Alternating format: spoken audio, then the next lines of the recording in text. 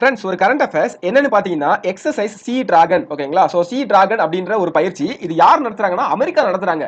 அப்புறம் ஏன் சார் நம்ம படிக்கிறோம் அப்படின்னு பாத்தீங்கன்னா நாமளும் இதுல இந்தியாவும் கலந்து கொள்ளுது. இந்தியாவுடைய ஒரு ரோந்து விமானம், இந்திய கடற்படையுடைய ரோந்து விமானம் ஒண்ணு இதுல கலந்துக்குது. ஓகேங்களா? சோ அதனால இது என்னன்னு பாத்தீங்கன்னா அமெரிக்காவால் நடத்தப்படும் ஒரு பன்னாட்டு நீர்மூழ்கி எதிர்ப்பு போர் பயிற்சி, அதாவது ஆன்டி சப்மரைன் வார்ஃபேர், ஏஎஸ்டபிள்யூ அப்படின்னு சொல்லுவாங்க. இது வந்து எங்க நடக்குது அப்படின்னு பாத்தீங்கன்னா குவாம் அப்படின்ற ஒரு தீவு இருக்கு. இந்த தீவு எங்க இருக்குன்னு பாத்தீங்கன்னா பசிபிக் கடலுடைய மேற்கு பகுதியில் இருக்கு. கிட்டத்தட்ட அந்த பிலிப்பைன்ஸ்ல இருந்து கொஞ்சம் தூரத்துல இருக்கும். ஓகேங்களா?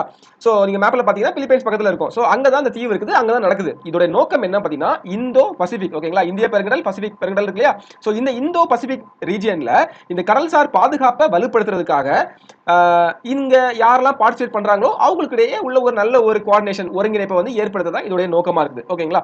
சோ இதுல இந்தியாவுடைய P-8I அப்படின்ற விமானம் வந்து கலந்துக்குது, அமெரிக்கா கலந்துக்குது, அமெரிக்காவுடைய நேவி வராங்க, ஜப்பான் வராங்க, ஆஸ்திரேலியா வராங்க, தென்கொரியா, சில டைம் கனடா, நியூசிலாந்து கூட இதுல வந்து கலந்துக்கிறாங்க. ஓகேங்களா? சோ நம்ம இப்ப பார்க்கலாம், இதுல வந்து P-8I நம்ம விமானம் இருக்கு இல்லையா, இது என்னன்னு பாத்தீங்கன்னா அதிநவீன கடல்சார் ரோந்து விமானம். ஓகேங்களா? சோ அதான் வந்து இந்த P-8I இதை வந்து இந்தியா இந்த பயிற்சியில ஈடுபடுத்துது. அதே மாதிரி இங்க வந்து சிறப்பாக செயல்படக்கூடிய அணிக்கு டிராகன் பெல்ட் அப்படின்ற ஒரு விருதும் கொடுக்குறாங்க. ஓகேங்களா? சோ P-8I என்னன்னு பார்த்தாச்சு, டிராகன் பெல்ட் என்னன்னு பார்த்தாச்சு. சோ பயிற்சி முறை என்ன அப்படி பயிற்சி பண்றாங்க அப்படின்னு பாத்தீங்கன்னா நீர்மூழ்கி கப்பல்களை வந்து கண்டறியறது, அதே மாதிரி அதை வந்து ட்ராக் பண்றது, இந்த மாதிரி சவாலான இலக்குகள்லாம் நிர்ணயிக்கப்படுது. ஓகேங்களா? இந்த மாதிரியான சவாலான இலக்குகள்லாம் செட் பண்ணி ஒரு பயிற்சி ஒன்று நடக்குது. அதுதான் இந்த சி டிராகன் அப்படின்றது. ஓகேங்களா? சோ லைட்டா அப்படின்னு ஞாபகம் வச்சுக்கோங்க, ரொம்ப முக்கியம் கிடையாதான் நான் சொல்லுவேன், ஆனா தெரிஞ்சு வச்சுக்கோங்க.